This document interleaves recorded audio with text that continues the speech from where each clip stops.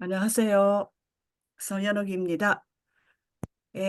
제가 철학에 대해서 아무것도 모르는 사람이 왜 여기서 오늘 발표하게 되는지 모르겠는데요. 지난 한 달 동안 굉장히 고민을 했습니다.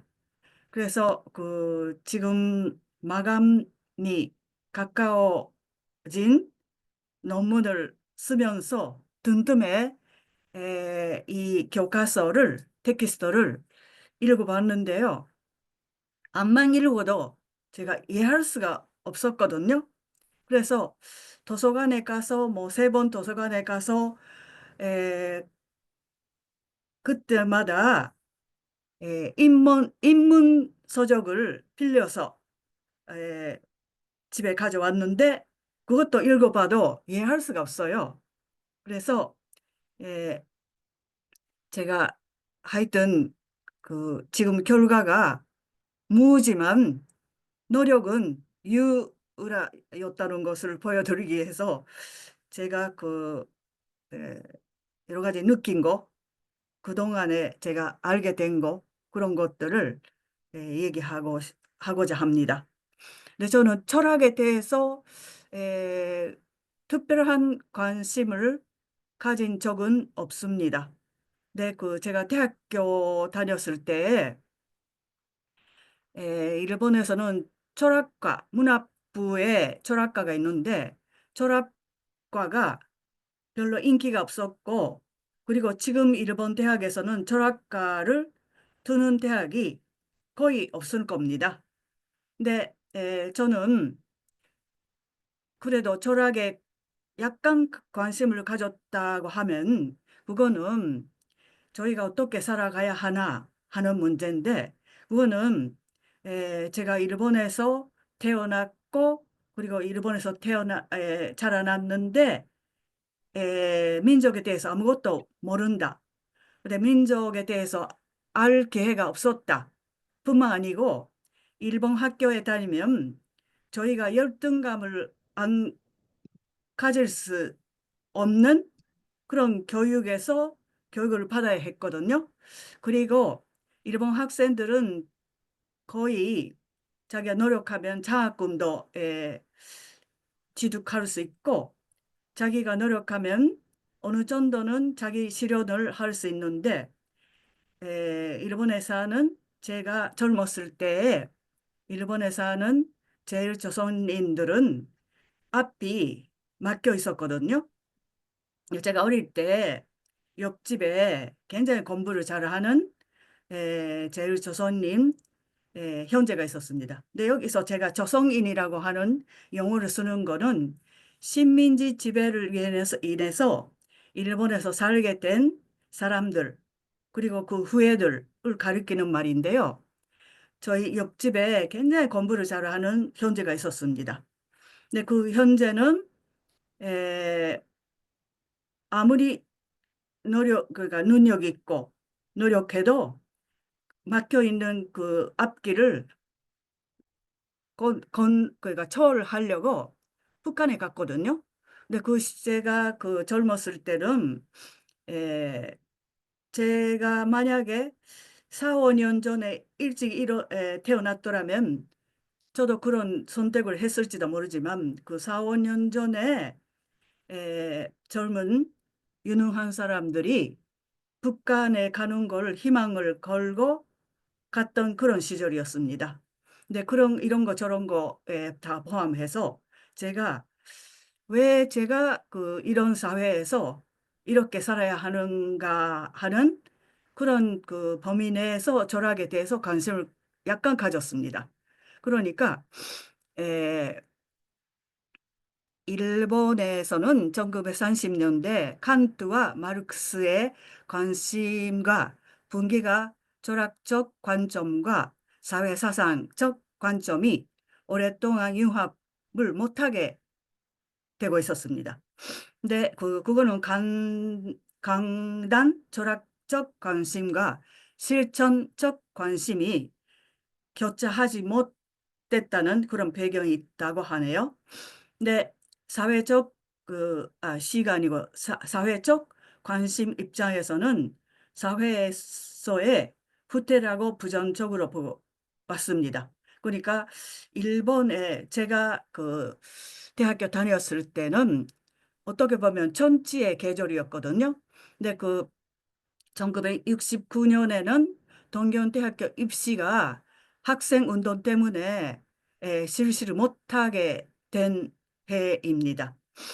그만큼 천지의 계절이니까 아무래도 저는 그런 천지적인 관심에서 사회적인 문제를 해결할 수 있는데 힘이 있는 역할을 할 수 있는 그런 철학에 관심을 갖게 되었습니다. 그리고 여기서도 써 있듯이 일본에는 1945년 전에는 사회적 관심을 가지는 입장에서는 철학적으로는 많이 후퇴했다고 볼 수 있습니다. 근데 코사카 마사아키라는 사람이 여기서도 언급되었지만 1950년대에 50년대라고 하면 일본은 에, 패전 후에 민주화 될까 했지만 잠시 그러나 에, 50년 들어가면 반민주적으로 그런 방향으로 나가게 됩니다. 근데 코사카 마사아키는 1950년대 교토대학에서 반좌익 진영의 형성에 이바지했고 그 과정에서 미국 혼보 문화교류국에서의 활동을 통해서 미국 반공 전략에 참여했습니다. 그리고 중교심이라고 에, 문교부의 대신에 자문기관으로 설치된 것이 6.25 그러니까 조선전쟁의 가운데 시기에 그런 기관이 설치되었습니다. 이 해에 자민당의 전신도 설치됩니다.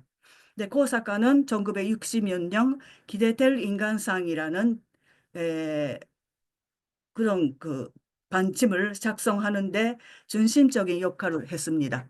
근데 올바른 애국심, 그러니까 산진이라고 하면 전황이에요. 전황에 대한 경애를 담아서 사회적인 물의를 일으키는 그런 지침을 발표했습니다. 근데 그거는 굉장히 국가주의적이고 그리고 국가주의적인 색채가 짙었는데 2006년에 제1차 아베 정권은 이 지침을 모델로 삼아가지고 교육기본법을 개정하였습니다. 거기서 애국심이라는 조항을 넣었습니다.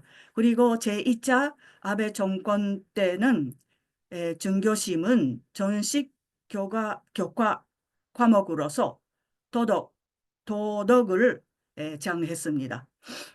그러나 지금 코사카 마사키의 사상을 재평가하려는 움직임도 있는 것 같습니다. 근데 그거는 어떤 배경에서 그런 재평가가 나와 있는지 그거는 제가 자세히는 모릅니다. 근데 그거는 지금부터 말씀드리는 거는 제가 아무것도 모르니까 제가 조금이라도 이해하려고 한 공부, 그러니까 대학생이 학교에 들어가서 첫 번째 레포트를 발표하는 그런 거라고 봐주시면 됩니다. 그리고 이 모임에서 가장 제가 열등생이잖아요.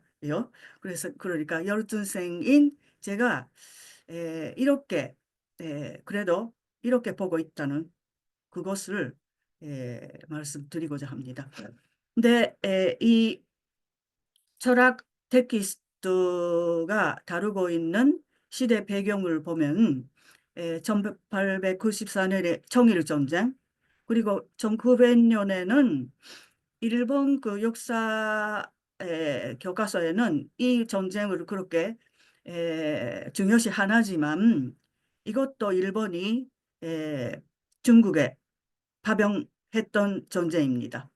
그리고 여기서 10년 후에 러일 전쟁 그리고 10년 후에 제1차 세계대전. 일본은 이때 에, 굉장히 경제적인 에, 호경기에 일본 사회가 대전 데모크라시의 경제적인 기반이 여기서 생깁니다. 그리고 러시아 혁명이 있었을 때는 일본은 간섭하려고 출병했습니다. 근데 중국에서 점 30 운동, 그러니까 반제국주의 투쟁이 있었던 그 해에 지양유지법이 일본에서는 보고됩니다. 근데 이때 포동선거법도 같이 생깁니다. 그러니까 이때부터 일본은 대전 데모크라시를 부정하면서 양쪽에 얼굴을 나타나게 됩니다. 그리고 20년대 후반에는 일본 공산주의자를 검거하고 공산당원의 전황이 옥중에서 한 것이 시작됩니다. 네, 여기 철학 공부하고 결합시켜서 말씀드린다면 30년대 초반부터 교토 합파가 성숙하지만 성숙하는 그 시대는 일본에 있어서는 전기였습니다. 그리고 만주사변, 그리고 뭐 상해사변 있어서 완전히 국수주의적인 세력은 선장하고 더 선장하고 사회주의적인 그런 입장에 있는 사람 다 압살당하게 됩니다. 근데 33년에 문학자 코바야시 타키지가 고문으로 죽게 되고 그리고 그 교토 학파들이 36년에 소화연구회를 하고 그리고 37년에 중일 전쟁이 본격화하고 그리고 미키 키요시가 감옥에 몇 번 체포되고 구속되지만 45년에 패전한 직후에 억사합니다. 근데 일본 철학은 사상적인 청동원에 끌려가서 거기서 뭐 어느 정도 이바지를 하게 됩니다. 근데 그것이 나중에 비판의 대상이 되었던 건데요. 저는 이 시기를 지난 후에 태어나서 이런 움직임을 완전히 부정하는 사회적인 분위기 속에서 철학은 무엇인가 하는 약간 작은 생각을 하게 되었습니다. 근데 오늘 교과서가 되어 있는 일본 철학 사상 자료집인데 여기서 언급되어 있는 철학자가 다른 철학 교과서에는 어떻게 주목을 받고 있느냐, 평가받고 있느냐 하는 거를 제가 이렇게 표를 만들어 봤습니다. 니시다 키타로 타나베 하지메 같은 사람, 미키 기요시 같은 사람은 아주 일본에서도 에, 전체적으로 평가를 받고 있는데 텍스트에 따라서는 평가하는 사람, 별로 평가하지 않은 사람이 차이가 있습니다. 그래서 저는 이 교과서를 읽음으로써 이런 사람도 있었구나 하는 사람도 많이 있었습니다. 그만큼 제가 철학을 모른다는 것이며 그리고 일반적으로 일본 사회에서는 제가 아는 만큼 다른 사람도 비슷하다고 생각합니다. 그리고 뭐 쿠키 시우조 와츠지 데스조 같은 사람은 아주 유명하고요.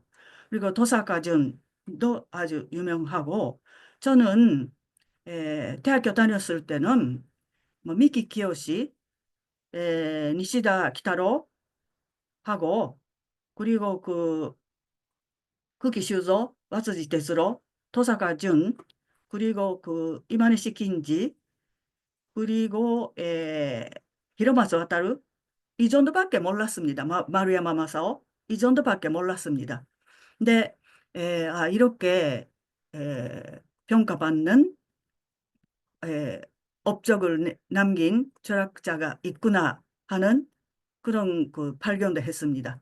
그리고 저는 이마니시 킨지를 에, 동물학자로 생각하고 있었는데 여기서는 철학자로 에, 평가하고 있네요. 근데 저는 제가 맡은 사람은 하타노 세이치부터 아베지로 다카시 사토미 쿠키修造왓츠지哲郎三宅豪一登坂淳市川白玄今西金次船山真一까지입니다. 근데 이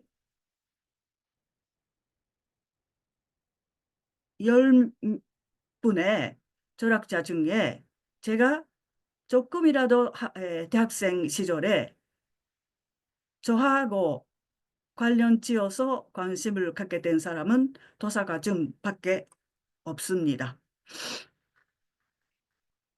그리고 제가 읽은 서적은 시미즈 마사유키라는 사람 일본 사상 전사하고 그리고 구마노 스미히코라는 사람이 편저한 일본 철학 소사 근대 펜년의 20편하고 그리고 나가지마 타카히로라는 사람이 쓴 일본의 근대를 다시 읽기라는 시리즈가 있거든요. 그 시리즈 속의 철학을 제가 참고 문헌으로 봤습니다. 도저히 주어진 텍스트로 제가 무슨 말인지 이해하기가 힘들어가지고 그래서 이 책을 봤는데 이것도 개설책이라고 할 수 있거든요. 근데 이 책이 나온 지가 작년 연말이니까 1년밖에 안 되었습니다. 그리고 NHK 취재판이 전쟁 시기를 생각하는 테마로 이런 책을 내는데 여기서는 니시다 키타로하고 미키 기요시를 주로 다루고 있었습니다. 그리고 마사키라는 사람이 인문간자 이런 책이라면 저도 이해할 수 있을까 해서 빌려봤는데 이거는 니시다 키타로하고 와츠지 테츠로를 다루고 있더라고요. 네, 이런 책을 모두 제가 관련된 부분을 읽어봐도 저한테는 굉장히 어려운 과제였습니다. 근데 제, 이 모임에서 텍스트를 하고 있는 제임스 하이직 씨의 책은요, 어떻게 평가되고 있느냐 하면 20세 철학이라는 것이 이 철학책의 특징이라고 그리고 원어 그러니까 일본은 천황이 바뀌면 원어가 바뀌잖아요. 근데 철학 책도 되게 원어를 따라서 분석하고 있었는데 에, 제임스 하이직은 원어에 의한 시대 구분을 하지 않았다. 그리고 철학자를 생령 순으로 다루었다. 그러니까 이거는 선입견을 주는 분류를 안 했다. 그리고 미국하고 유럽의 20세기의 철학과 비교할 수 있게 했다. 그리고 45년 전후를 끊지 않고 연속적으로 다루려고 했던 그런 발상이 재밌다 하는 그런 평가를 받고 있었는데 이 나카마사 마사키 씨의 책을 보니까 마지막에 철학책으로서 추정할 만한 책이 몇 권 추정해 주셨는데요. 거기에 이 제임스 하이직 씨의 Philosophers of Nothingness 네, 이런 책을 추정하고 있었는데요. 이 책의 안내를 보니까 이거는 니시다 타나베, 니시타니 케이지 이론을 일반적으로 진창하는 것이 아니라 그 애매함과 약점도 솔직하게 지적했다. 시국에 대응한 듯이 정치 철학을 지향하게 된 경위도 비판적으로 기술했다. 종교와 철학의 관계에 역점을 두고 있다고 그렇게 추정하고 있네요. 근데 저는 제임스 하이직이라는 분이 에, 나고야에 있는 남산대학교의 교수라는 것도 몰랐습니다. 그리고 제임스 하이직 씨가 니시다 기타로 연구를 했다고 이시카와 현에 있는 가나다 대학에서 에, 표창 받으셔가지고 500만 엔 상금을 받으셨다는 것도 요번에 알았습니다. 근데 제임스 하이직 씨의 이 그 교과서 그러니까 여기서 텍스트로 하고 있는 책이原문으로 나와 있지만 일본에서는 일본 번역이 안 나와 있거든요. 근데 저는 500만 원 상금을 받았으면 왜 일본어 번역을 안 내셨을까? 근데 보니까 한국어 텍스트는 여기서 텍스트로 하시니까 한국어 번역은 돼 있는 것 같던데 왜 일본어 번역을 안 했을까 하는 의문이 생겼더라고요. 근데 만약에 일본어 텍스트가 있었더라면 제가 그것도 도서관에서 빌려가지고 참고로 삼을 수 있었을 텐데요.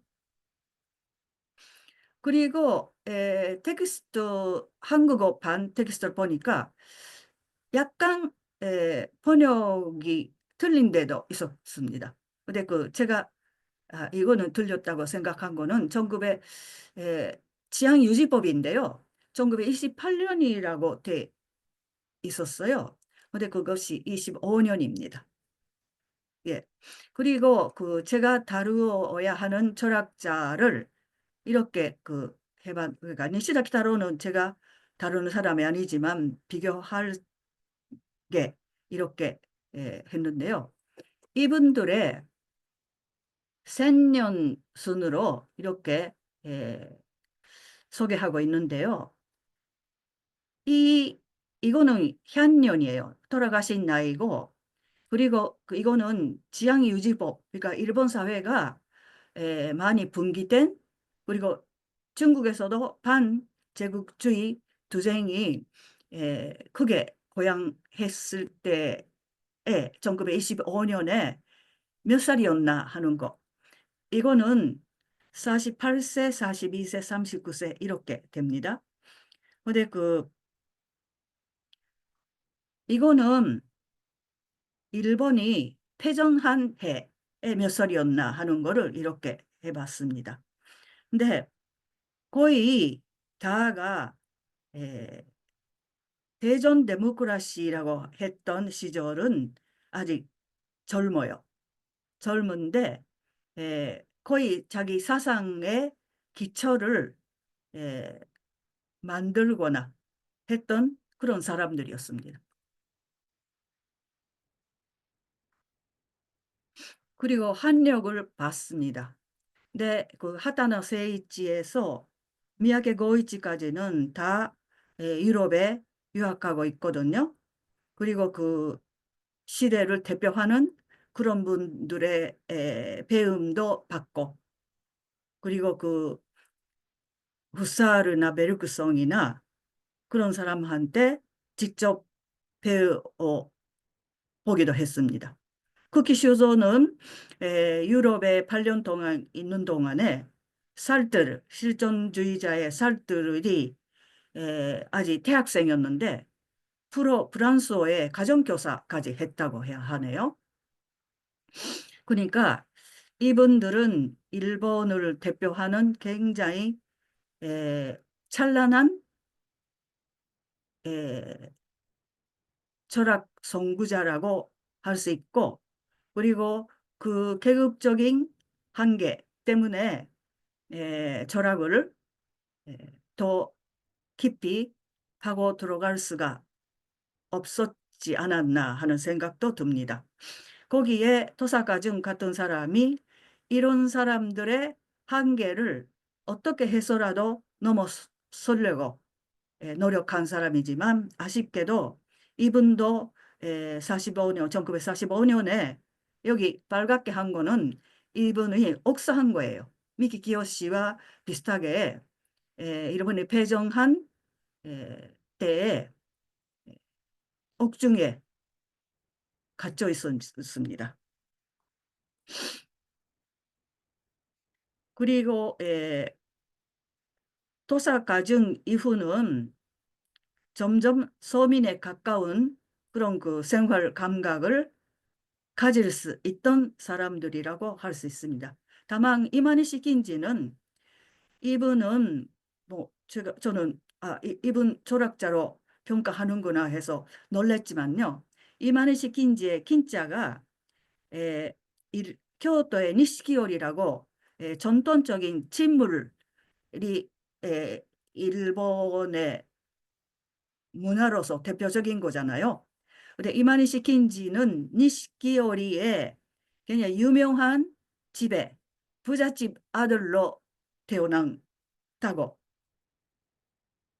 하네요. 이것도 여기 이번에 공부함으로써 알게 되었습니다. 근데 제가 아무것도 모르니까 하여튼 조금이라도 제가 이해하려고 에, 논문도 읽어보고 약간 제가 알 수 있는 이해할 수 있는 그런 것도 읽어봤는데요. 일본 철학은 면치 시기에 독일 관념론이 이식되어서 아카데미즘 주류파의 사조가 관념론의 성격을 띄었다. 그리고 독일 관념론의 주도 이념인 심성, 그러니까 그 종교가 독일의 토양을 떠나서 일본에서는 주산적으로 이해되었기 때문에 면치 증기의 일본 관념론이 국수주의와 결합되었다.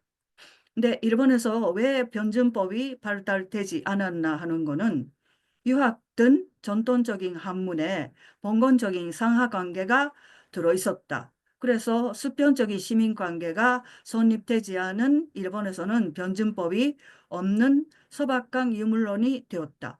그러니까 일본형 관념론의 관립, 완성, 자기 비판을 이노우에 대조지로 니시다, 키타로, 미키요시에서 찾을 수 있지만 에, 그리고 그 후나야마 신이치라는 제가 오늘 마지막에 소개하는 사람은 대전 시대의 철학을 이렇게 이해했습니다.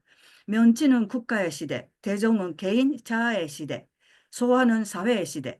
그러니까 자아나 인격을 주제로 한 철학서가 대종 시대에 많이 간행되었지만 대종 휴머니즘을 형성한 사고는 아카데미에 들어가고 사회 대전, 그러니까 아카데미즘에 갇혀 들어가 버리고 사회 대전 저널리즘에서 철단되었다.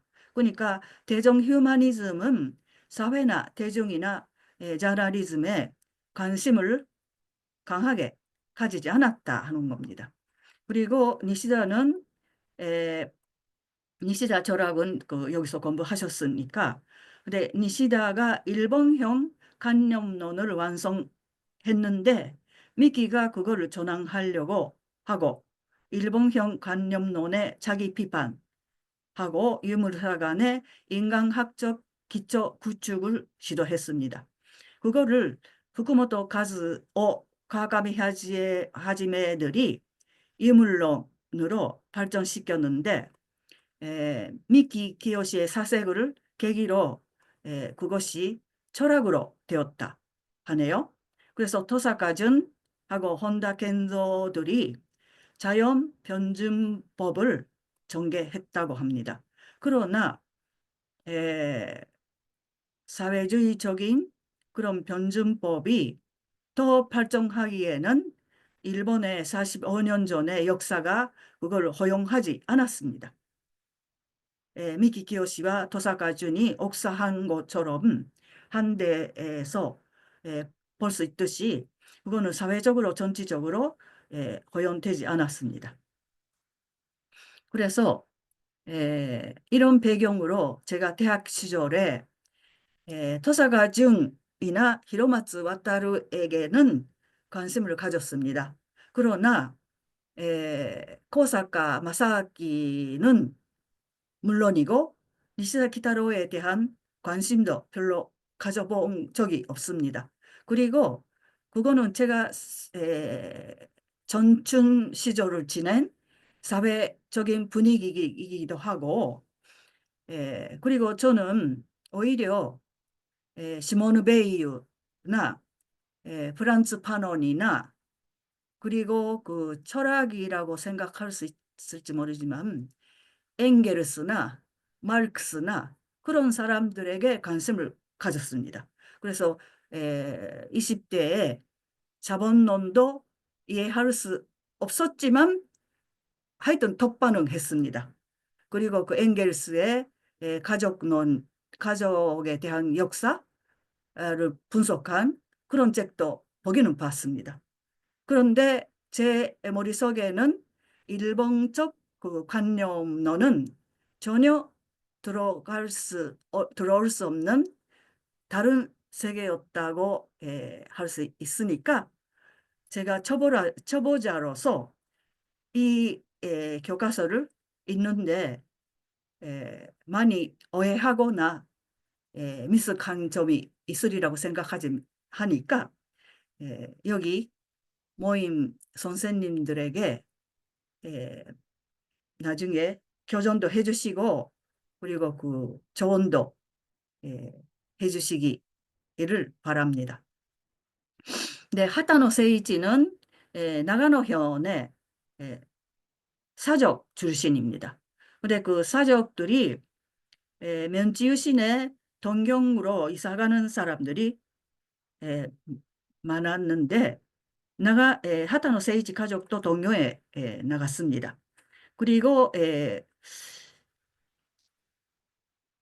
여기서 거론되는 그 철학자들은 전반 그러니까 대개는 제1고등학교 그리고 동경 제국대학을 나왔습니다.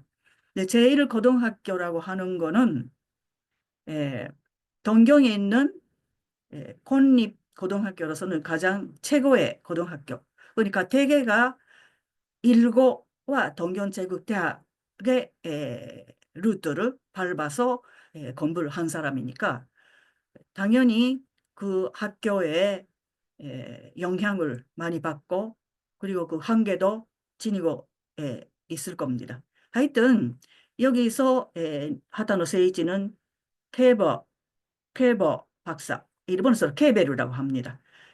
훈도를 가장 많이 받았습니다. 근데 이 사람은 니시다의 철학적인 사세에 비판적인 고리를 유지했습니다. 근데 서양 철학사요는 대전시대의 철학 교과서로 널리 알렸습니다. 네, 고대 그리스 사상부터 칸트에 이르기까지의 다양하게 길게 다루었습니다. 네, 이 사람은 예,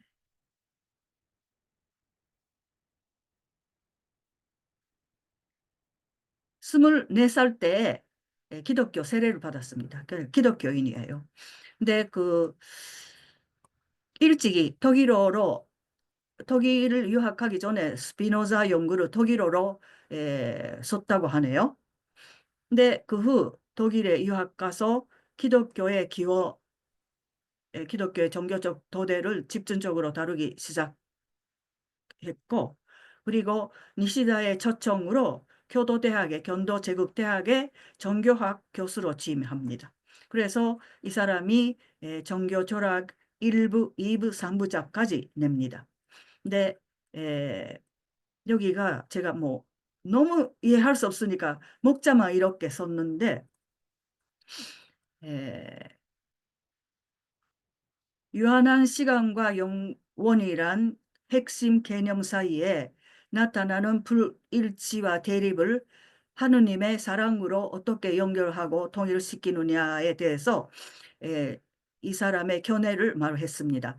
유한성이 원죄, 즉 일본 존재에 내재하는 무의성을 의미한다면 그 에, 원죄를 연소하는 에, 인간이 연소는 인간이 자신을 무로하고 하느님의 사랑을 받을 수 있게 덤빈 그릇이 되어야 한다. 자신을 무화시키는 과정에서 유한적인 시간은 영원히 수렴되어 영혼은 시간의 핵심적인 특성이 된다. 근데 이걸 이루고도 저는 알 듯 그래도 에, 이해 깊이 이해할 수가 없습니다. 근데 아베지로인데 저는 아베지로를 옛날부터 알고 있었는데 이 사람이 산타로의日記, 산타로의 일기라는 책으로 쓴 사람이라고 그렇게 알고 있었습니다. 철학자라는 거를 이번에 처음 알았습니다. 이 사람은 야마가타 출신인데 현재는 4명이 대학 교수가 되었다니까 집안의 지적인 분위기도 그렇지만 굉장히 경제적으로도 부유한 집안에서 태어난 사람입니다. 그리고 이 사람도 제일 고등학교에서 동경대학교에 입학해서 역시 클레바 박사에게 철학을 배웠습니다. 네, 일본 문교부 지원을 받아서 유럽으로 유학했고 그 귀국한 후에 도호쿠 제국대학교 초대 미학 교수로 임명되었습니다. 근데 도호쿠 제국대학교가 일본의 패정 이전에는 철학으로 기초를 닦은 대학교라고 그렇게 그 인정받고 있고 나중에 다카시 사토미도 도호쿠 제국대학교의 교수였다고 하네요. 네, 초기에 신체 중요성을 부활하려고 시도했습니다. 그리고 그 아까 말씀드렸던 산타로의日記, 대전 소화기에 젊은 사람들이 바이블이었고 학생이라면 반드시 읽어야 하는 대전 교양주의를 주도했습니다. 그래서 이거는 저는 아베지로는 이걸로만 알고 있었습니다. 그런데 이렇게 철학에 관한 책을 많이 내고 있었습니다. 근데 에, 한글로 제가 쓴 것은 교과서에 있던 부분을 제가 줄여서 이렇게 쓴 건데 이 일본말도 한글로 번역하려고 했는데 도저히 시간이 없어가지고 이걸 읽고 나가겠습니다. 근데 그 아베지로의 인격주의는 진선미를 분부하게 자유롭게 추구하는 사람, 자기의 존엄을 자각하는 자유인, 그런 인격의 결합에 의한 사회야말로 진전된 이상적 사회라고 말했습니다. 주장했습니다. 대정기, 그러니까 대정은 1925년까지가 대정이니까 대전 말년부터 개조라는 비교적 진보적인 잡지에 도쿠가와 시대 예술가 사회라는 제목으로 글을 연재했습니다. 그거는 유각의 문화적 생산성을 인정하면서도 거기 있는 여성들이 화려하게 보여도 에, 여자 노예, 그러니까 성노예라는 모순을 안고 있다는 것도 지적했습니다. 네, 이렇게 지적한 것도 아베지로의 인격주의가 아닐까 그렇게 생각합니다. 그래서 가부키와 우키요에는 일본의 특히 미국이나 유럽에서는 오리엔탈리즘에서 이걸 대표적인 일본 문화라고 하지만 이거는 억압된 일본의 서민의 문화라고 그렇게 했습니다. 그리고 인간의 생에 대한 비평이라는 책에서도 물질주의에 대항하는 그런 글을 썼습니다. 그러니까 아까 말씀드렸듯이 제1차 세계대전 때에 일본이 바블 경제라고 할 수 있듯이 굉장히 경제적으로 호황기를 맞이했고요.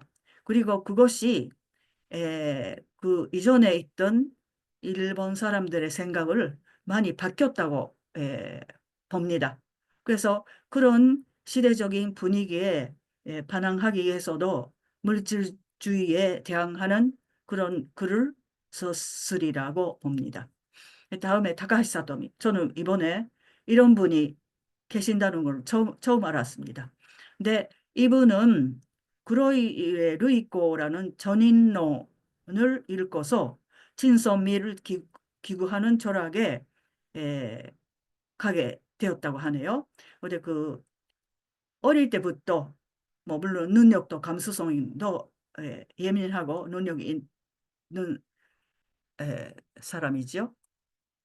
근데 동경 제국대학에서 철학을 공부했는데 에, 처음부터 근데 이 교과서에는 1921년에 니시다 키타로를 비방했다고 했지만 21년이 아니고 12년이에요. 교과서 제가 받은 여기서 교과서로 텍스트로 되어 있는 그것을 틀렸습니다. 근데 대학원 시대에 니시다 키타로의 선의 연구를 비방한 논문을 써서 그것이 주목을 받았습니다. 근데 근대 일본에서의 첫 철학 논쟁을 여기서 시작했다고 합니다. 근데 에,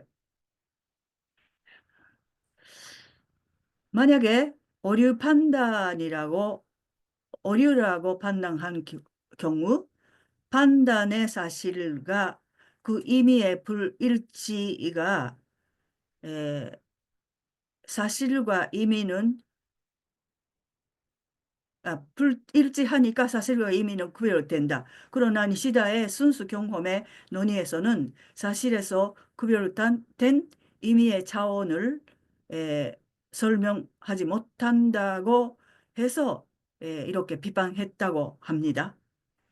그리고 독일에서 리케르트나 후사르 여기 후솔이라고 합니다. 일본에서 후사르라고 합니다. 등과 함께 절학을 함께 이 사람들에게 배운 것이 아니고 함께 공부를 했다고 합니다. 근데 그 후에 헤게르주의와 신칸토주의를 에, 관한 30수편의 논문을 발표했습니다. 네, 다아에는 신체성이라는 창이 있고 감정이입이라는 방법으로 타와 관계할 수 있다. 네, 시간성이 아니라 공간성에 의한 관계를 강조했다고 합니다. 네, 그것이 근대 일본 철학의 스맥과 연결된다고 합니다. 네, 제가 잘 모르면서 너무 얘기하면 안 되니까 에,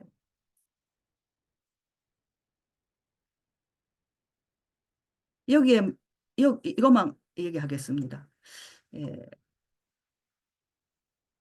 동북대학을 전년 퇴직할 때 즈음에서 포 변준론으로 문학 박사학위를 받는데 이것은 그 이전에 포 변준론이라는 책을 냈는데 포 변준법이라고 예, 예.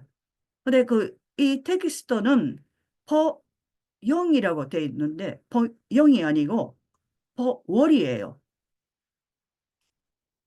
포월 변증법이라고 일본 그 참고서를 보니까 포월 변증법이라고 돼 있고 포영이가 아닌데요. 근데 그 이 방법론은 인간의 인지적 한계와 절대자의 완전한 초월에 대한 지속적인 통찰을 통해서 현존된다. 이거 괄자가 아니고 월입니다. 포월적 전지성은 전세성은 전체이면서도 하나인 사랑으로서 이해되어야 한다. 안에 치, 위, 지, 행위를 포함한다. 위지와 행위는 작은 사랑이 큰 사랑으로 확대해가는 과정이다.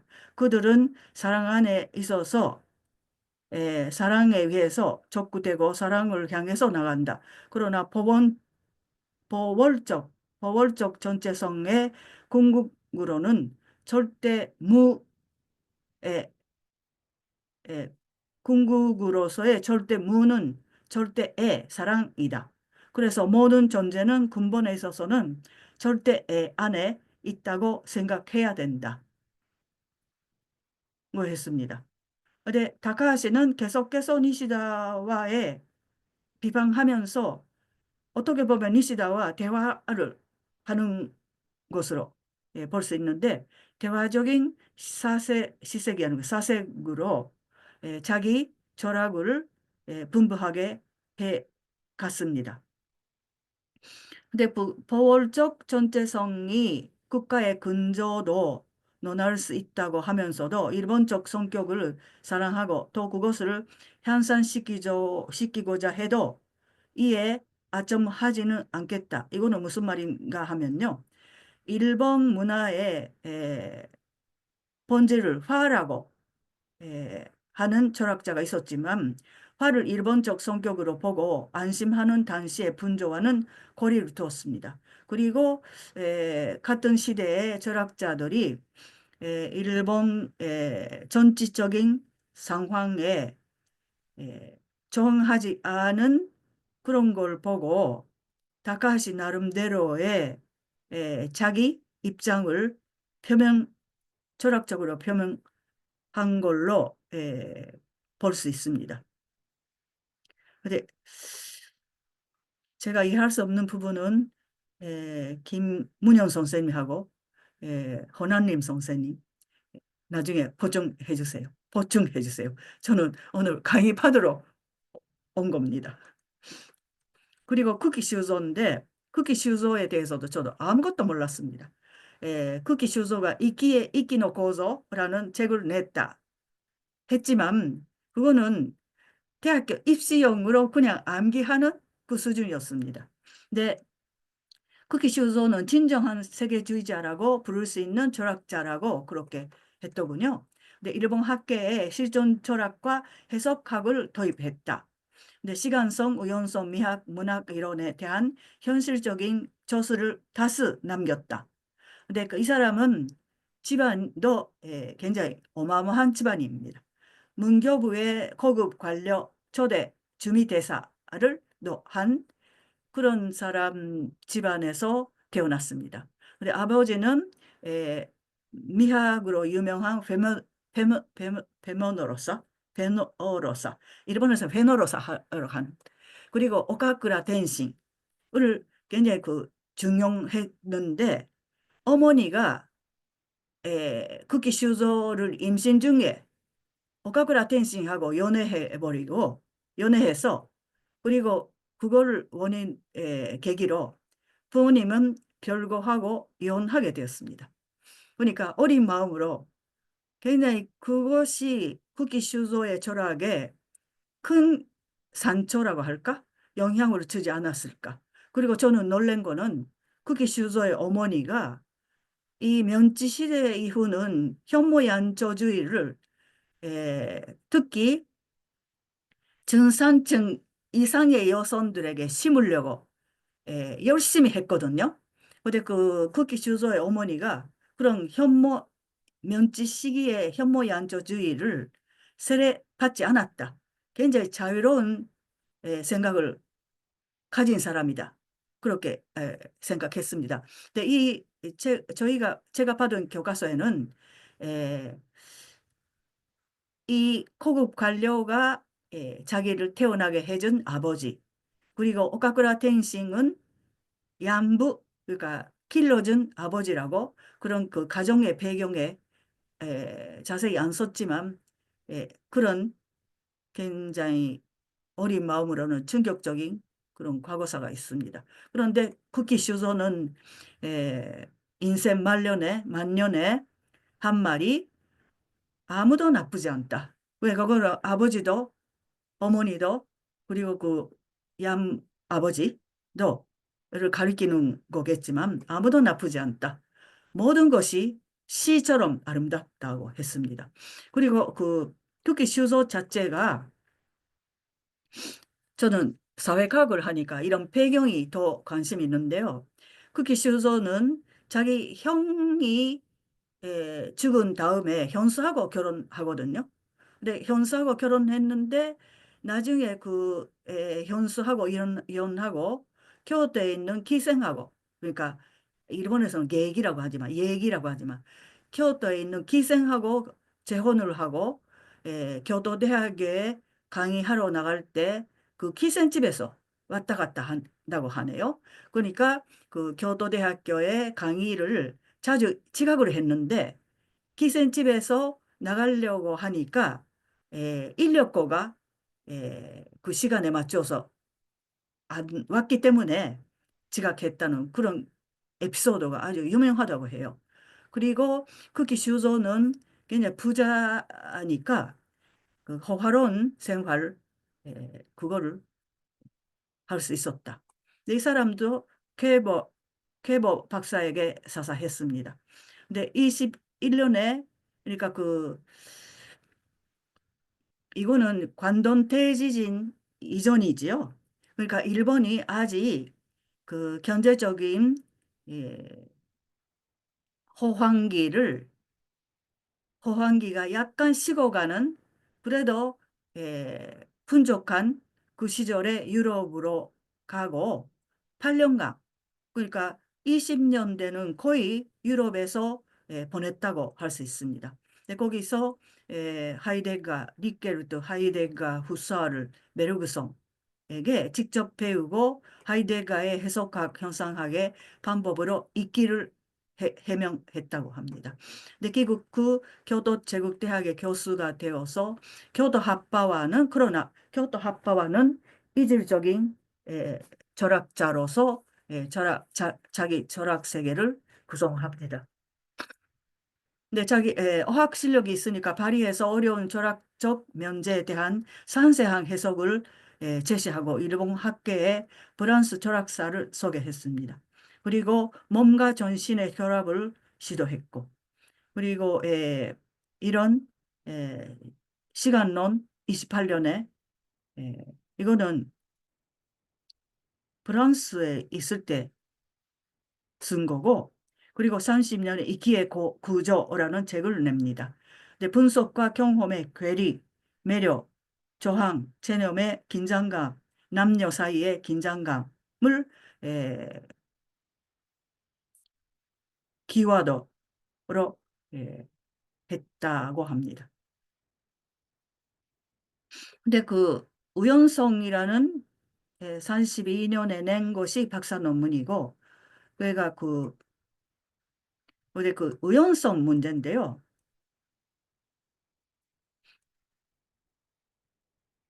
제가 시간이 없어서 에, 이해도 잘 안 돼가지고 나카지마 타카히로라는 사람의 책을 보고 에, 여기에 썼는데요. 운명을 필연성에서 새로 해석함으로써 무의 진명한 멸망의 운명을 영혼의 운명으로 전환시킬 수 있다고. 근데 이때는 쿠키슈조가 굉장히 낙천적인 해석을 했다고 하는데 39년에는 현실이 세계가 존재한다는 우연의 사실. 거기에는 감선적인 것이 심연이 열려 있다. 만신의 저유를 느끼고 그 심연에 뛰어드는 것이 형이상학적으로서의 철학이다. 이기에서 본 체내음이나 미래에 의한 현재 우연성의 그러니까 거꾸로 되는 다른 결단이 느껴진다고. 그러니까 이 4년 전에 낙천적인 극기가 그냥 비관적이라고 할까? 그렇게 변했다고 합니다. 근데 그 현실을 대표하는 규칙 없이 일어나는 우연이라는 현상의 일반 이론을 구조화시키고 분류를 시도하면서 정의하려고 했다고 합니다. 근데 이기라고 하는 거는 에, 밑에를 정점으로 한 위기와 체념의 삼요소를 관계성에서 현존되어 있는 것을 주안으로 에, 논의했다고 합니다. 근데 이끼를 형성하는 세 가지 요소 가운데 밑에가 너무 커지면 그거는 주하고 밑에의 아름다움도 이끼의 에, 힘, 힘의 양으로는 없어진다. 그러니까 이 조화가 중요하다 하는 거죠. 그리고 이렇게 다른 사람의 극기에 절약을 쓴 것도 제가 하여튼 에, 물에 빠져가지고 살려달라는 그런 기분으로 이런 것도 에, 커피 해봤습니다. 근데 와츠지 테츠로는 20세기 전반 일본 최고의 윤리 이론가라고 되어 있네요. 근데 그 윤리 역사가 문학계의 기민한 철학자, 종교적 전통과 관행의 해석자라고 합니다. 근데 이 사람은 효고県오사카 바로 옆에 출신인데 16살 때 도쿄에 가서 그러니까 이 나이에 도쿄 간다는 것 자체가 이 사람들 굉장히 부잣집 출신이고 제1고등학교에서 도쿄 제국대학에서 공부했습니다. 쇼펜하우어의 비판론에 관한 졸업 논문을 쓰고 니체 연구로 철학 연구를 시작했습니다. 근데 킬케고르 연구 그러니까 여태까지 나온 유럽의 철학자하고는 약간 이 사람이 자기가 배운 서양 철학자가 다릅니다. 그리고 다이쇼 데모크라시 여르풍에 대한 비평과 고대 자연 숭배자들에 대한 고찰을 했습니다. 거기서 고사 슬레라는 책도 나온 거겠지요. 그리고 신란과 도겐 이 사람들은 카마쿠라 시대에 유명한 불교자고 신라는 지금도 인기가 있는 불교자입니다. 저도 신라의 단리쇼라는 책은 열심히 읽어봤습니다. 옛날에. 근데 그 도갱의 글을 처음으로 비종교적, 철학적으로 고찰을 한 것이 와츠지 테츠로라고 합니다. 네, 와츠지의 방법론은 스승 케바로부터 배운 언어학적 방법들과 유럽에서 배운 해석학적 접근을 접목시켰다. 하이데가의 존재와 시간을 모두한 그런 시기도 있었지만 이탈리아를 방문하고 나서 견력과 관심에 있어서 전환점을 가져왔다고 합니다. 근데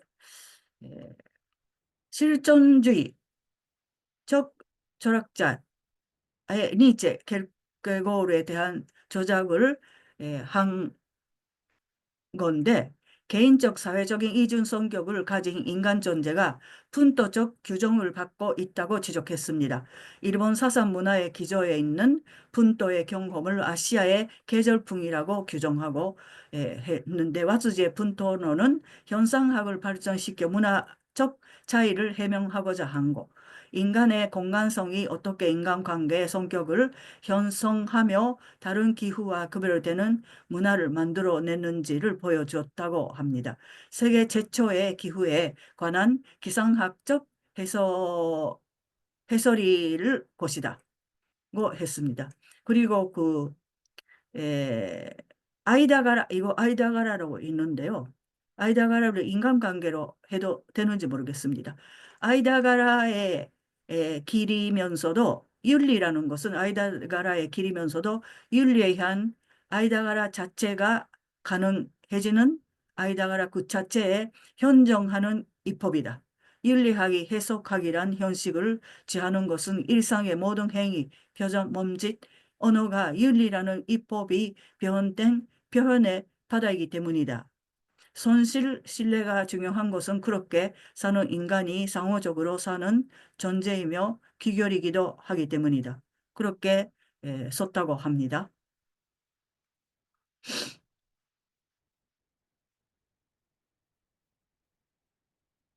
근데 왓츠지는 폐정하기 전에 윤리학에서는 국가를 최고의 인륜 조직으로 보고 있었지만 일본에 패전하고 나서 인류 사회 이념이 국가를 조울하는 것이라고 수정했다고 합니다. 근데 와츠지도 그러니까 패전 이전에 그런 사회 전체적인 분위기 속에서 에, 어느 정도 갇혀 있었고 한계를 갖고 있었다고 할 수 있지요. 그리고 저는 시간이 없어서 이거는 좀 아닌데 하는 다른 책에서 와츠지 데츠로를 해설을 하는 책에서 이거는 아닌데 하는 구절도 있었지만 제게 워낙 그걸 설명하는 능력도 없고 그거는 건너뛰었습니다. 근데 그 미야케 고이치라는 이 사람도 저는 이 책을 통해서 처음 알았습니다. 근데 이 사람 오카야마현 출신입니다.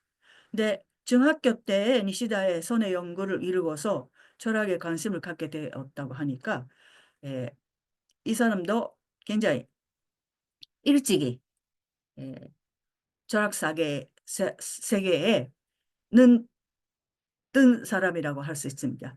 근데 오카야마에서 가장 좋은 대학, 고등학교가 제6. 그러니까 지방마다 1, 2, 3, 4, 5, 6 고등학교가 있었는데 이거는 에도마프의 시기에 에도마프의 관계 속에서 에, 하고 관계가 있습니다. 이거는 설명할 시간이 없으니까. 하여튼 인류고등학교에서 경도대학에 진학하고 거기서 니시다의 하타나 세이치에서 배웠습니다. 근데 졸업하고 10년간 신칸토파와 현상학적 방법론은 연구에 심취했고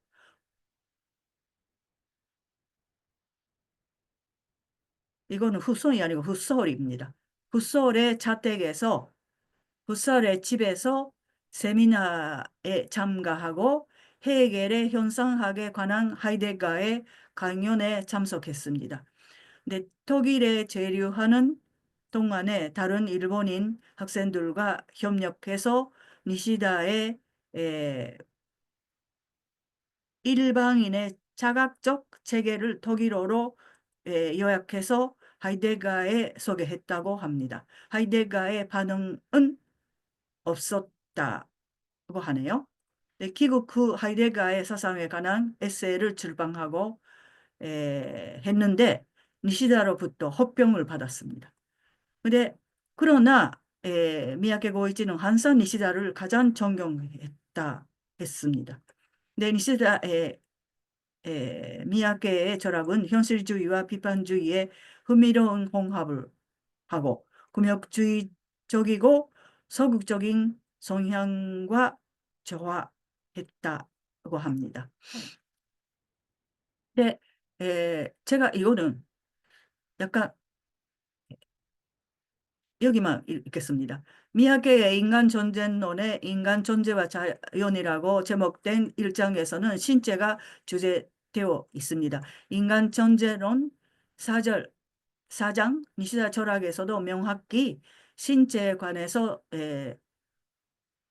논의하고 있지는 않지만 제4장에서 지적된 것을 참고로 미야케의 제1장 이 논의를 쫓아가면 니시다와 관계가 없는 것 같이 생각된 제1장의 내용이 니시다의 신체론에 대한 비판이 되어 있던 것을 알 수가 있다.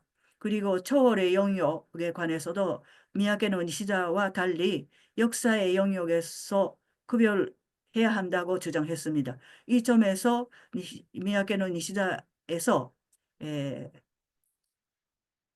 떨어지지만 그러나 다른 한편에서는 니시다가 말하는 종교, 예술, 도덕의 규정 그 자체에 대해서는 동의하고 있다 하는 겁니다.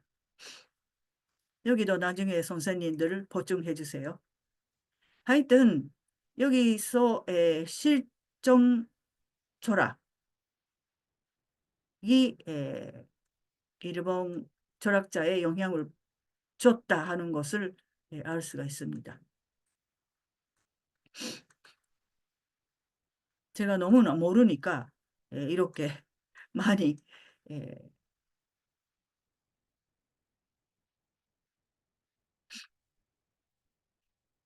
그리고 제가 아,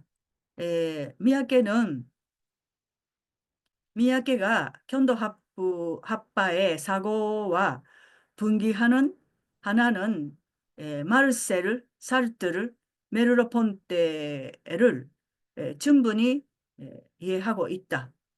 흡수하고 있다 하는 점이라고 하고 있습니다. 그리고 인간 존재와 신체성이라는 의미의 에, 를 물었습니다. 만년의 윤리학과 미학에 있어서의 시간에 관한 연구를 이어갔다고 합니다. 여기까지는 제가 다 모르는 사람, 그러니까 모르면서도 제가 뭐 어쩔 수 없이 발표를 해야 하니까 억지로 이렇게 요약을 한 건데, 에, 솔직하게 말씀드리면 무슨 말인지 모르겠습니다. 근데 토사카 중 제가 대학교 다녔을 때도 토사카에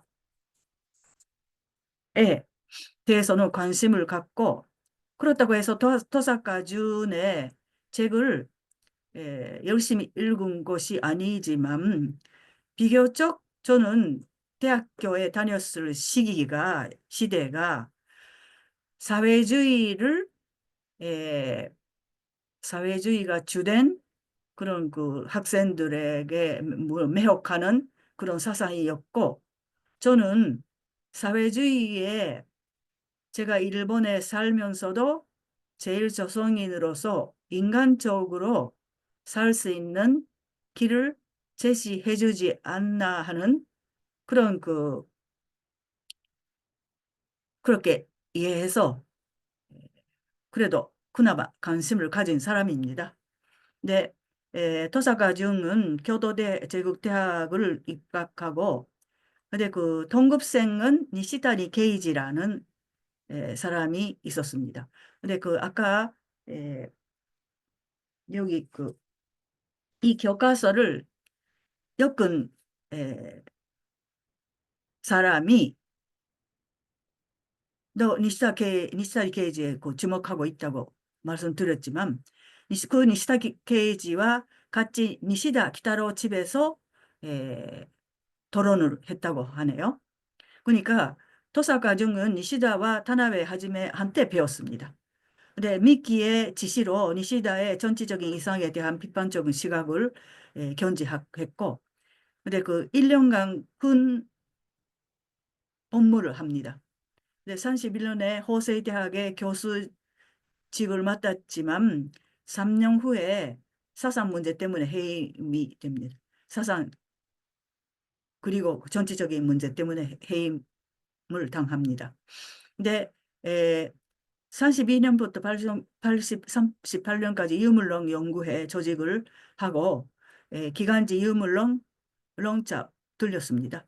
이유물론 연구를 간행합니다. 38년에 체포되고 그 후 체포와 석방을 반복하고 34년에 투옥되지만 배정 하루 전에 억사했다고 하네요. 네, 일본의 이데올로기 전반에 대한 비판과 니시다의 중심 사상에 대한 강한 반대가 혼합되어 초창기에 에, 시도를 보여줍니다. 군부의 사상에 대하여 관념적인 영향을 줬다고 니시다와 다나베를 비판했습니다. 근데 이 사람의 토사카 중에 세 가지 주제는 역사의식, 시간, 그리고 도덕성입니다. 근데 33년에 시간, 역사, 도덕이라는 책을 냅니다. 근데 일산성의 원리. 근데 그거는 아마 토사카가 민중은 어떤 사람이냐? 민중의 민중과 국가의 관계를 에, 설명했는데 그거하고 관계가 있다고 생각합니다. 그리고 인물과 역사의 의미, 그리고 공간론, 그리고 35년의 일본 이데올로기론, 현대 일본에 있어서 일본주의, 파시즘은 자유주의 사상의 비판. 그러니까 이거는 35년쯤에 일본을 지배했던 철학계에 대한 비판이라고 볼 수 있습니다. 그리고 그러므로 철학이 자기가 지향하는 그런 철학이 축소되어 있다.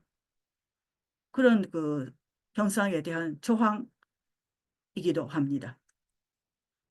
니시다가 문의 논리라고 하지만 이것도 틀렸습니다. 이거는 논리라고 할 수 있느냐? 문의 논리가 논리냐? 그리고 문헌학적 철학 일반을 비판했습니다. 그리고 공간론, 공간의 문제가 물질의 문제에 기착하고 결국은 유물론의 문제이라고 주장했습니다. 근데 에,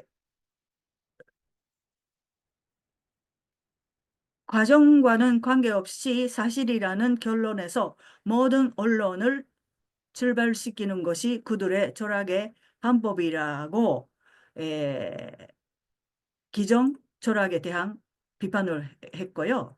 민중의 입장에서 보는 중요성을 주장했습니다. 문화이건 국가이건 그것들은 들을 이용해서 나셔널리즘을 일으키는 것이 아니라 일본이란 특이성에 주목하면서도 그 사상이나 문화를 세계적으로 번역하고 민중의 레벨에서 전 시대적으로 공유하는 것이다. 즉 일본의 사상이나 미안합니다. 제가 뭐 급하게 수술하고 사상이나 문화를 국가와 결합시키지 말고 그것을 번역 가능성에서 공유함으로써 국가에서 유리한 사상이나 문화의 점유를 비판한 것이다. 이거는 무슨 말이냐 하면요. 일본 민족주의가 다른 세계에서 보면 객관성을 가질 수 있느냐, 윤리성을 가질 수 있느냐 하는 말이고, 그리고 예, 그것을 번역할 수 있느냐 하는 겁니다. 근데 이치카 하쿠겐 이 사람도 저는 처음 알았는데 다음 분이 맡을 이치카와 히로시의 아버지입니다.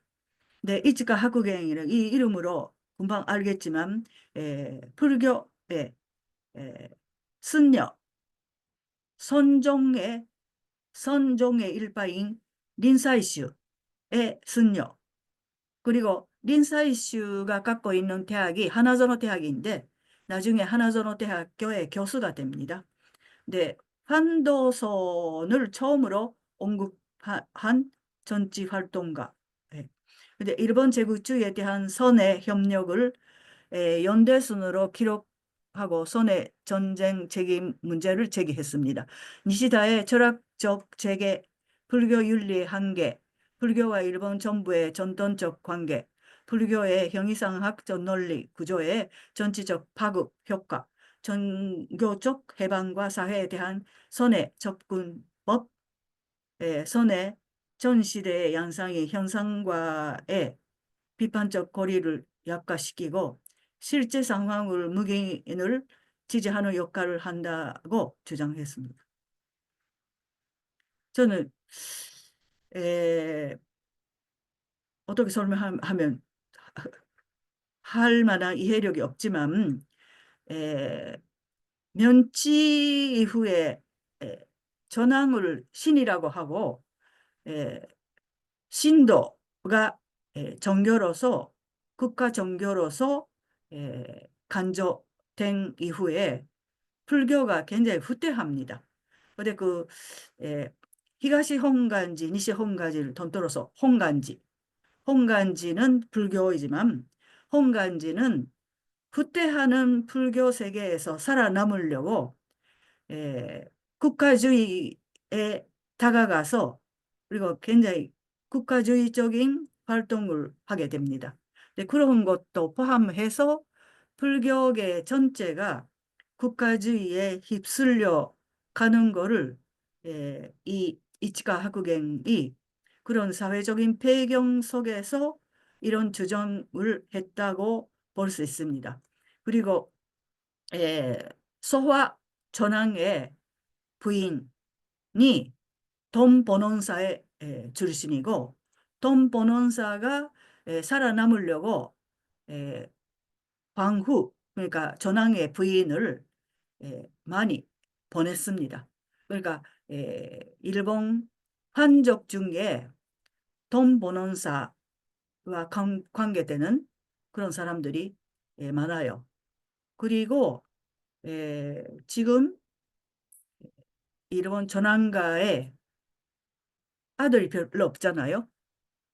딸이 많은데 그 공주지요. 일본 한국식으로 말을 하자면 공주인데 그 사람의 지금 신랑감으로 후보로 올라 있는 사람도 돈 버는 사에 관계되는 사람입니다.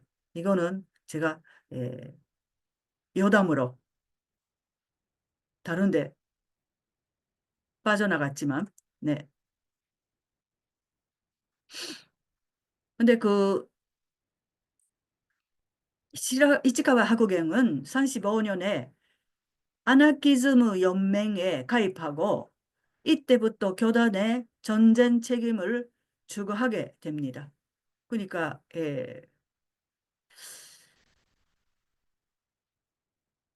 이마네 시킨지는 교도 제국대학에서 곤충학과 생태학을 전공한 사람인데요.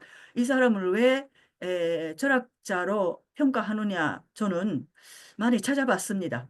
근데 이분이 철학자로 평가할 수 있는 근거가 여기에 있지 않느냐, 아는가 그렇게 생각한 구절입니다.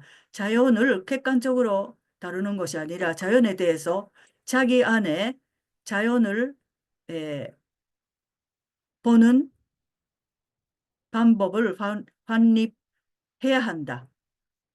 이 소위 이만희씨 자연학은 자연을 이해하려는 학문이기도 하다. 그래서 자연이라는 풍부한 대상을 파악하기에는 전체 자연이라는 것을 부분 자연에 하고 끊지 말고 전체로서 파악해야 한다. 자연의 일부를 자연과학적으로 해석하는 것이 아니고 자연 그대로를 산대해라. 자연을 객관적으로 다루는 것이 아니라 자연에 대해서 자기 안에 그러니까 자연학 자체가 정교학에도 가까운 그렇게 해석할 수 있는 이 일면이 이만희 시킨지가 여기에 철학자로 다루어진 이유가 아닐까 그렇게 저는 이해했습니다. 근데 그 이만희씨 자연학을 에, 해석한 사람이 이 사람 하는 말이 나한테는 공감하는 데가 크다고 말했습니다. 근데 마지막에 후나야마 신이치 이 사람은 리츠베칸 대학교의 철학과 교수를 오랫동안 한 사람인데 일본의 철학적 이문론에 있어서 가장 중요한 인물이라고 합니다. 헤이겔을 포일바하 연구로 널리 존경을 받고 있습니다. 헤이겔은 니시다 미키 영향을 받았다고 합니다. 그런데 이 사람도 공산주의자였는데 30몇 년에 전향을 해서 그러니까 이 교과서는 터닝 포인트 앞부라고 그렇게 하고 있습니다. 근데 미끼에 에, 쇼와 연구회에 참가하면서도 나중에 자기가 전향하고 나서 에, 그런 탄압을 피하기 위해서 교과서는 오업이라고 하고 있는데 오업이 아니고 자기 오업이라고 하면 자기가 고기잡이라도 한 것처럼 착각을 오해하게 되지만 대일본 수상회의 회사원이 되는 거예요. 그러니까 회사원으로서 피싱했다고 볼 수 있지요. 근데 이 사람은 메이지 시대, 다이쇼 시대 일본 철학사를 세 권의 연구소로 발표했습니다. 근데 일본인의 의식에 대한 그의 비판의 출발점을 알 수 있습니다. 전환제에 대한 근전적인 평가, 그리고 순수 인류학 유물론 프로젝트로 에, 나중에 돌아왔다고 하네요. 근데 에, 음,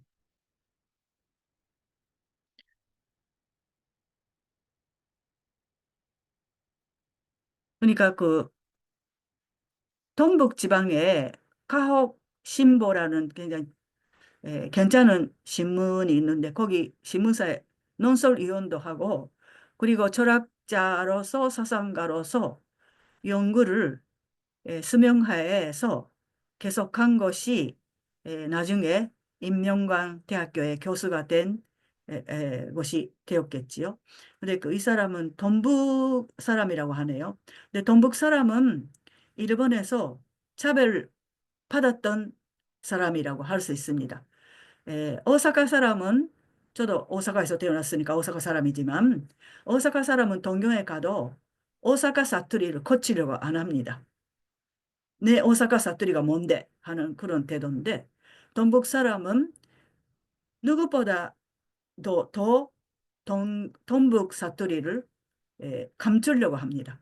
그만큼 동북 사람들이 에, 중심에 사는 사람들에게 차별을 받았다는 거고 이거는 역사적인 그런 것도 있습니다. 근데 그런 동북 사람은 끈기가 있고 순수하다고 그렇게 평가를 받고 있는데 이 사람도 그런 네, 특징을 갖고 있고 헤겔, 보일바카, 니시다 철학을 비판적으로 다시 재해석하고 인간이 근원적으로 육체임을 중요시한다고 합니다. 근데 저는 후나야마 신이치에 대해서 뭐 말씀드리기가 아무것도 없으니까 후나야마의 철학사관 이것만 소개하겠습니다. 이 사람은 에, 철학 세계에서 철학사를 쓸 때 시대 구분을 하잖아요.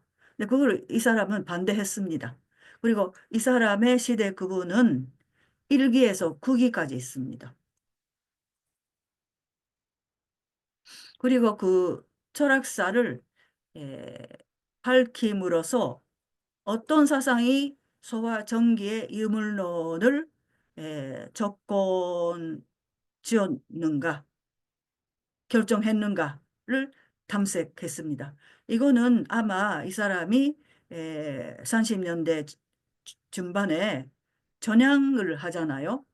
네, 전향을 한 그 문제 의식을 평생 갖고 이런 그 시대 구분, 그러니까 철학 연구와 시대 구분을 했으리라고 그렇게 생각합니다.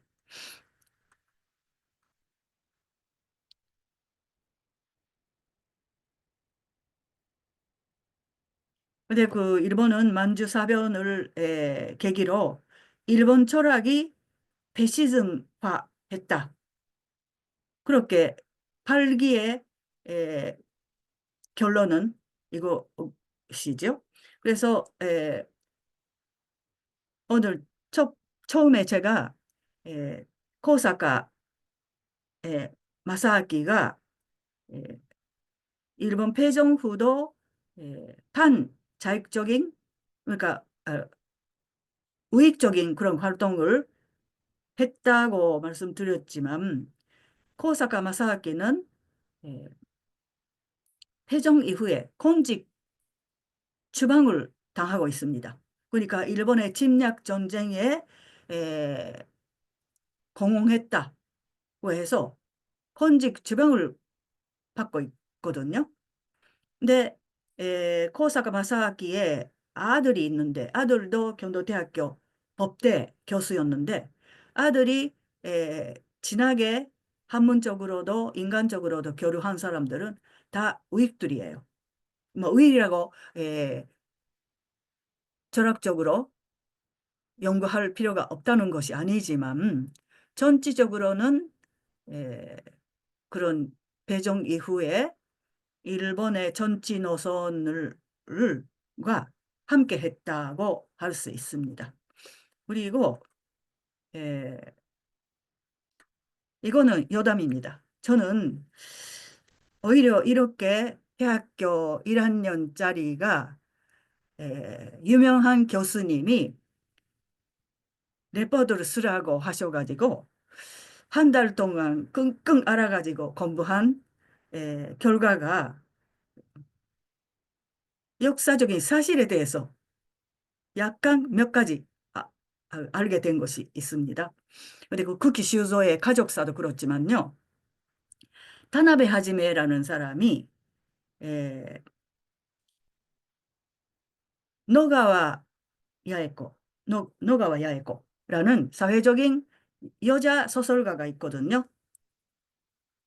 근데 그 사람하고 만년에 그러니까 타나베 하지메 부인은 돌아가시고 타나베가 혼자 싱글이 되고 근데 예, 노가미 야에코도 싱글이었거든요. 근데 두 분이 편지를 주고받게 되었는데 그 편지가 처음에는 뭐 물어보는 거 그러니까 사실 그 선생님 이런 사실에 좀 물어봅시다 하는 편지가 나중에는 서로의 전신 세계를 교류하는 그런 편지가 되었다고 하네요. 그래서 그 편지 교환하는 교환한 편지가 이와나미 문고판에서 간행되어 있으니까 저는 이번에 이런 사실을 알았으니까 그런 책도 봐야 되겠다고 생각했지만 그 철학적인 교과서에 안 나오는 다나베 하지메의 전신 세계를 거기서 엿볼 수 있다고 합니다. 그리고 노가미 야에코도 일본의 패전 이전에 굉장히 일본의 사회적인 그런 전체적인 분위기 속에서 그러니까 사회에서 고생한 사람이에요. 근데 고생한 사람이 어떤 그 전신적인 교류를 타나베 하지메라는 그런 철학가하고 했는가 하는 것이 굉장히 흥미롭고 이 레포트 때문에 제가 그런 것도 알게 되었습니다. 11시 반이 되었습니다. 죄송합니다. 제 서투른 한국어에 대해를 인내해 주시고 듣는데 인내해 주시고 거기에다가 제가 아무것도 모르는데 철학 얘기를 하니까 여러분에게 제가 겪은 고통을 오늘은 여러분에게 던져줬습니다. 예, 감사합니다. 인류학의 숲으로 초대합니다. 인문세닷컴에서 만나요.